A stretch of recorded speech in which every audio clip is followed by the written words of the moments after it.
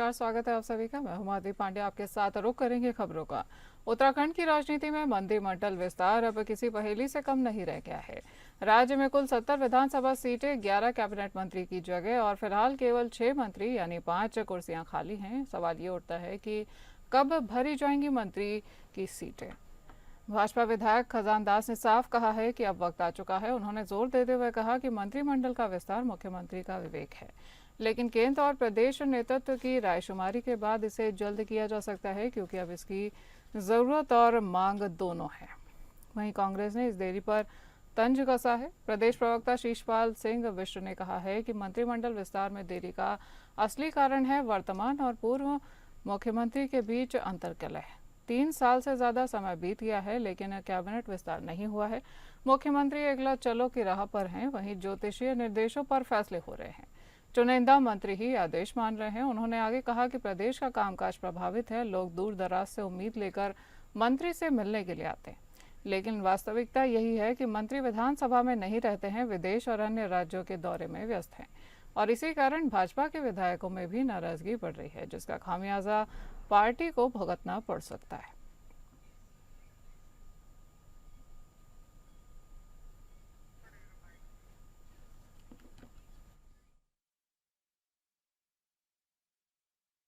आज 3.5 साल हो गए हैं भाजपा को सरकार बनाए हुए दूसरे कार्यकाल के लिए, लेकिन अभी तक मंत्रिमंडल का विस्तार नहीं हुआ और मुख्यमंत्री जी एकला चलो की राह पे हैं।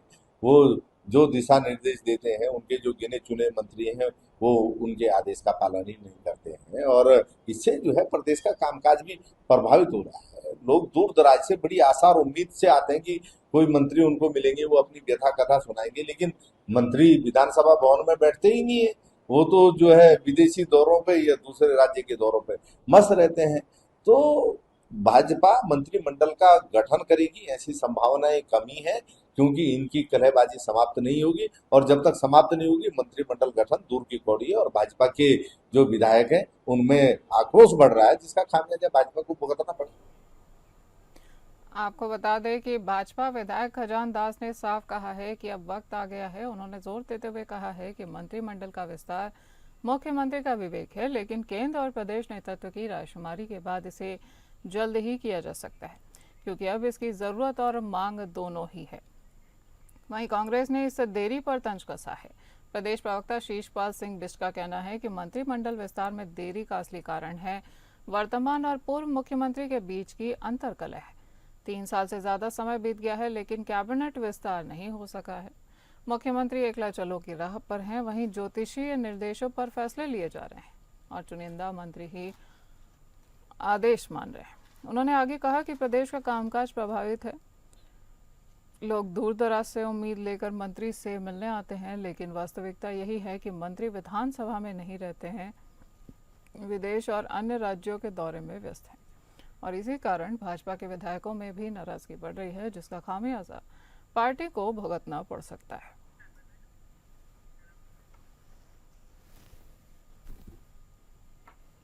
सीएम पुष्कर सिंह धामी ने प्रदेश के अर्बन नक्सलियों के सक्रिय होने के आरोपों के बाद बीजेपी अध्यक्ष महेंद्र भट्ट ने सीएम धामी के बयान का समर्थन किया है। उनके अनुसार जिस तरह से सरकार काम कर रही है, वही कुछ ऐसे तत्व खड़े हो रहे हैं जो किसी के प्रभाव में आकर सरकार काम कर रही है और सरकार की योजनाएं किसी के प्रभाव में आकर विरोध करते हुए नजर आ रहे हैं। आपको बता दें कि सीएम पुष्कर सिंह धामी ने प्रदेश में अर्बन नक्सलियों के सक्रिय होने के आरोपों के बाद बीजेपी अध्यक्ष महेंद्र भट्ट ने सीएम धामी के बयान का समर्थन किया है। उनके अनुसार जिस तरह से सरकार काम कर रही है, वैसे ही कुछ ऐसे तत्व खड़े हो रहे हैं जो किसी के प्रभाव में आकर सरकार की योजनाओं का विरोध करते हुए नजर आ रहे हैं।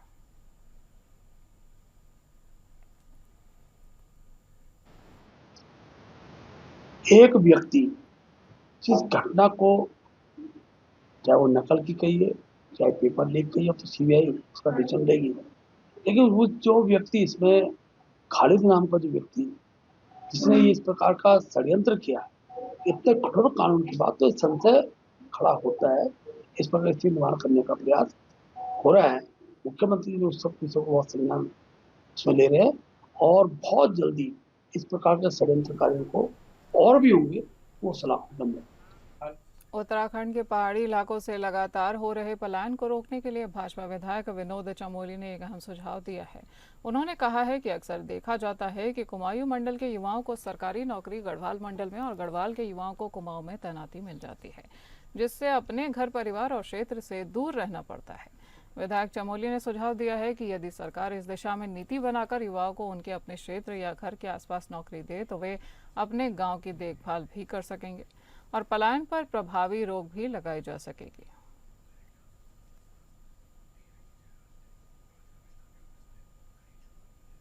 आपको बता दें कि पहाड़ों से पलायन को रोकने के लिए विधायक अपना सुझाव देते हुए नजर आ रहे हैं। उन्होंने सुझाव दिया है कि यदि सरकार इस दिशा में नीति बनाकर युवाओं को उनके अपने क्षेत्र या घर से आसपास नौकरी दे तो वे अपने गांव की देखभाल भी कर सकेंगे और पलायन पर रोक भी लगाई जा सकेगी। स्वाभाविक तौर पर आदमी पहले तो सुविधाजनक चाहता है और सुविधाजनक जगह न मिले तो घर के नज़दीक रहना चाहता है। तो मैंने यही कहा कि नियुक्तियों की व्यवस्था इस प्रकार से हो जाए जो जहाँ के लोग हैं, जैसे गढ़वाल के जो लोग हैं उनको गढ़वाल के अंदर नियुक्तियाँ मिल जाए, जो कुमाऊं के लोग हैं उनको कुमाऊं के अंदर नियुक्तियाँ मिल जाए। आदमी घर के नज़दीक रहेगा तो निश्चित तौर पर वो पहाड़ों में भी रहेगा, अपने घर की देखभाल भी कर पाएगा और उससे पलायन भी रुकेगा।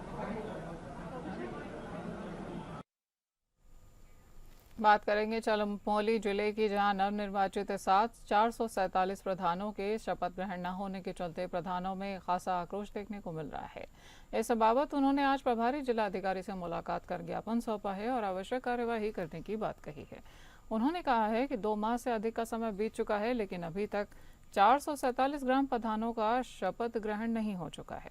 इसके चलते ग्रामीण क्षेत्रों में विकास कार्य रुके हुए हैं। बता दें कि चमोली जिले में 609 ग्राम प्रधान निर्वाचित हुए थे, जिनमें से 162 का अभी तक शपथ ग्रहण हुआ है और 447 ग्राम प्रधान 2 माह बीत जाने के बाद भी शपथ ग्रहण की राह देख रहे हैं। उन्होंने जल्द से जल्द शपथ ग्रहण करवाने की मांग की है। यदि जल्द ही कोई सकारात्मक पहल नहीं होती है तो वे लोग उग्र आंदोलन करने के लिए मजबूर होंगे।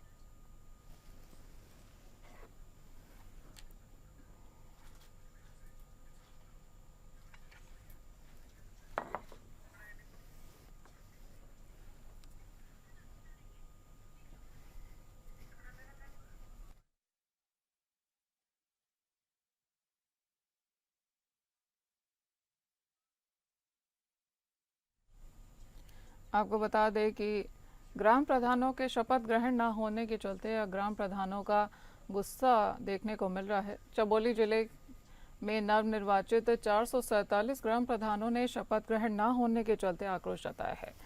उन्होंने आज प्रभारी जिलाधिकारी से मुलाकात कर ज्ञापन भी सौंपा है और आवश्यक कार्यवाही करने की बात कही है। उन्होंने कहा है कि 2 महीने से अधिक का समय बीत चुका है, लेकिन अभी तक 447 ग्राम प्रधानों का शपथ ग्रहण नहीं हो चुका है। इसके चलते ग्रामीण क्षेत्रों में विकास कार्य रुके पड़े हैं। बता दें कि चमोली जिले में 609 ग्राम प्रधान निर्वाचित हुए थे, जिनमें से 162 का ही अभी तक शपथ ग्रहण हुआ है और 447 ग्राम प्रधान 2 माह बीत जाने के बाद भी शपथ ग्रहण की राह देख रहे हैं। उन्होंने जल्द से जल्द शपथ ग्रहण करवाने की मांग की है। यदि जल्द ही कोई सकारात्मक पहल नहीं होती है तो वे लोग उग्र आंदोलन करने को मजबूर होंगे।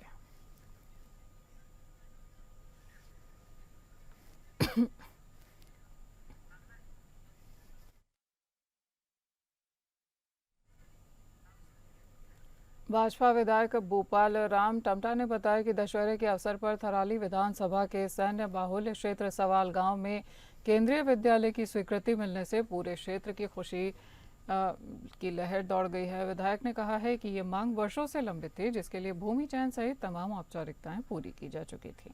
उन्होंने बताया कि चुनाव के दौरान क्षेत्र में आए लोकप्रिय सांसद अनिल बलूनी ने इस दिशा में प्रयास करने का आश्वासन दिया था, जिसके परिणाम स्वरूप अब केंद्र सरकार की मंजूरी मिल चुकी है। विधायक टमटा ने इस उपलब्धि के लिए प्रधानमंत्री नरेंद्र मोदी, केंद्रीय मंत्री शिक्षा धर्मेंद्र प्रधान, उत्तराखंड के मुख्यमंत्री पुष्कर सिंह धामी और सांसद अनिल बलूनी का आभार जताया है। उन्होंने कहा है कि ये विद्यालय क्षेत्र के होनहार बच्चों के लिए शिक्षा के क्षेत्र में एक नया अध्याय जोड़ेगा और सुदूरवर्ती इलाकों में क्षेत्र का स्तर बेहतर बनाने में मील का पत्थर साबित होगा।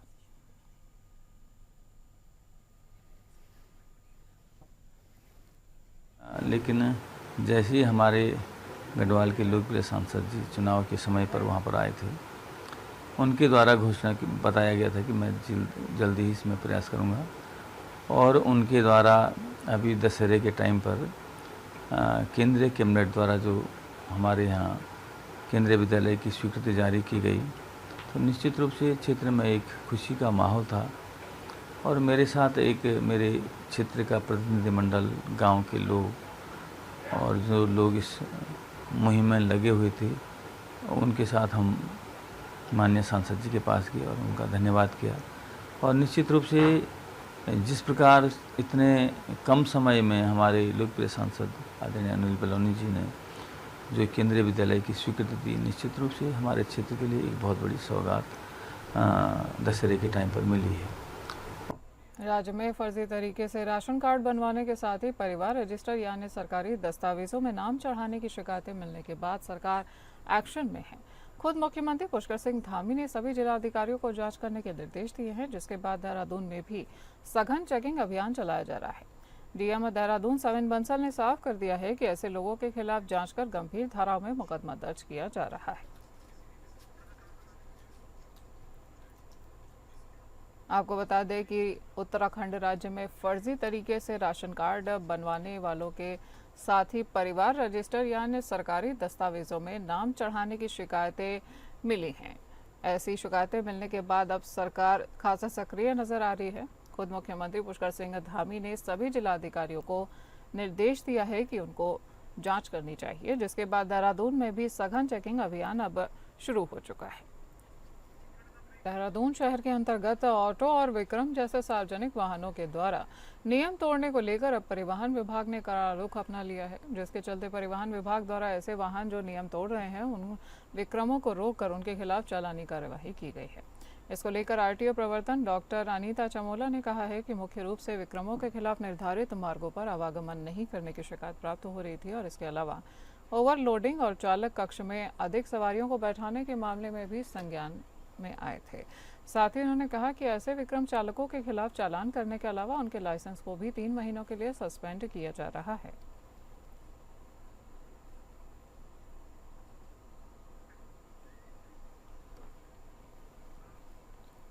त्योहारों के मौसम में मिलावटखोरों पर खाद्य आपूर्ति विभाग का शिकंजा कस गया है। विभाग की टीम ने आज बड़ी कार्यवाही करते हुए भारी मात्रा में खराब पनीर जब्त किया है और नष्ट कर दिया है। विभाग ने यह कार्यवाही सहारनपुर से देहरादून लाए जा रहे पनीर के जखीरे पर की है। खाद्य आपूर्ति विभाग की टीम को मुखबिर से सूचना मिली है कि सहारनपुर के रामपुर मनिहारन इलाके से एक कार में भारी मात्रा में खराब पनीर देहरादून लाया जा रहा है। सूचना पर विभाग की टीम ने सेलाकुई निगम रोड पर घेराबंदी करते हुए एक कार को पकड़ा है। कार की तलाशी लेने पर करीब 120 किलो पनीर बरामद हुआ है, जिसकी गुणवत्ता बेहद खराब पाई गई है। यही नहीं, विभाग ने विकासनगर क्षेत्र में भी स्कूटी में भरकर ले जाए जा रहे 50 किलो पनीर को जब्त किया है। टीम ने मौके पर पनीर के सैंपल लिए हैं और बाद में पूरे मामले को डंपिंग जोन में नष्ट कर दिया गया है।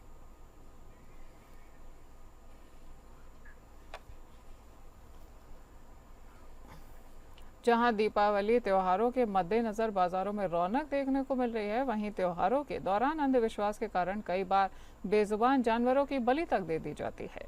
त्योहार के दौरान उल्लू और कछुए जैसे जानवरों की तस्करी में बेहिसाब उछाल देखने को मिला है, जिस पर पुलिस विभाग की पैनी नजर रहेगी। वहीं एसएसपी देहरादून अजय सिंह के अनुसार पहले भी इस तरह की घटनाएं सामने आई है, जब ऐसे जानवरों की तस्करी करते हुए पुलिस द्वारा कई अभियुक्तों को पकड़ा गया है, जिसको ध्यान में रखते हुए इस बार भी पुलिस निगरानी बनाए हुए है। यदि कोई इस तरह का कृत्य करता हुआ पाया जाता है तो उस पर सख्ती के साथ कार्यवाही की जाएगी। कि जैसे धार्मिक हमारे आयोजन होते हैं तो कुछ जो गलतियां हैं या जो कहिएगा किसी के जो ऐसी आस्थाएं रहती हैं कि सोचते हैं कि जो इस तरह के जो प्रतिबंधित हमारे पशु पक्षी हैं उनका कहीं पूजा करके या कुछ अन्य कारणों से वो उसकी कोशिश करते हैं, तो ये कहीं ना कहीं ये गलत है। क्योंकि जो हमारा फॉरेस्ट एक्ट हो, चाहे हमारा जो ये जितने भी कानून है उसको प्रतिबंधित रखते हैं। और इसी सभी चीज़ों के लिए भी हम कोशिश करते हैं कि जो हमारे और अन्य विभाग हैं उनके साथ अगर कोई शिकायत कहीं मिलती है तो उसको जाके हम रैंडमली चेक करें, रेड करें। इस बार भी इसको रखा गया टीम को कि इस तरह की कहीं शिकायत आती है, क्योंकि पूर्व में भी ऐसे कुछ प्रकरण आए जहाँ पर प्रतिबंधित जानवरों पक्षियों को जो है विशेष पूजा के लिए लोग खरीदने का प्रयास करते हैं। तो मैं ये अपील भी करूंगा सभी को कि जो भी हमारी धार्मिक आस्थाएं हैं वो अलग है, लेकिन जो कानून है वो अलग है। तो उस कानून के ऊपर हट के अगर कोई इस तरह का कृत्य करेगा तो वो कहीं ना कहीं कानून उस पर अपना सख्त रूप अख्तियार करेगा। दोन पुलिस ने अलग अलग थाना क्षेत्र से अवैध मादक पदार्थों की तस्करी करते हुए 5 अभियुक्तों को गिरफ्तार किया है, जिसमें एक आरोपी नाबालिग बताया जा रहा है। तस्करी में प्रयुक्त वाहन स्कूटी को सीज किया गया है। अभियुक्तों के कब्जे से 8.30 ग्राम अवैध स्मैक तथा 1 पेटी अंग्रेजी शराब, 72 कैन बियर तथा 5 पेटी अवैध देशी शराब बरामद की गई है। गिरफ्तार अभियुक्तों में से एक अभियुक्त पूर्व में भी मादक पदार्थों की तस्करी में कई बार जेल जा चुका है। अभियुक्त के विरुद्ध लगभग आधा दर्जन केस पंजीकृत हैं।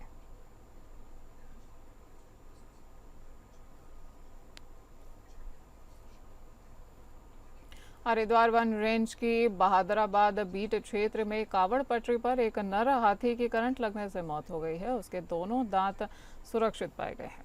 हाथी के शव का पता उस समय चला है जब वन विभाग की टीम मॉर्निंग गश्त पर थी, तब वहां एक हाथी का शव पड़ा हुआ मिला है, जिसकी सूचना तत्काल उच्च अधिकारियों को दे दी गई है और तत्काल रेंज अधिकारी और एसडीओ आदि मौके पर पहुंचे हैं। हाथी का एसओपी के अनुसार पोस्टमार्टम किया गया है। आपको बता दें कि राजाजी टाइगर रिजर्व पार्क क्षेत्र में पिछले दिनों में ये चौथा हाथी की मौत हुई है। लगातार थोड़े थोड़े समय पर हो रहे हाथियों की मौत की घटनाओं से वन विभाग भी इस समय चौंक गया है।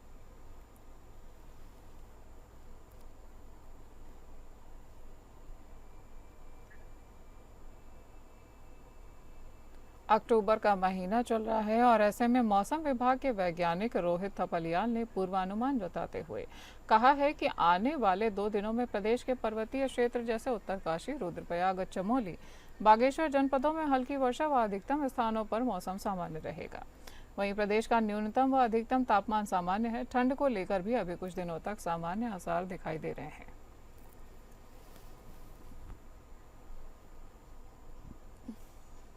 इस बुलेटिन में फिलहाल इतना ही। नमस्कार।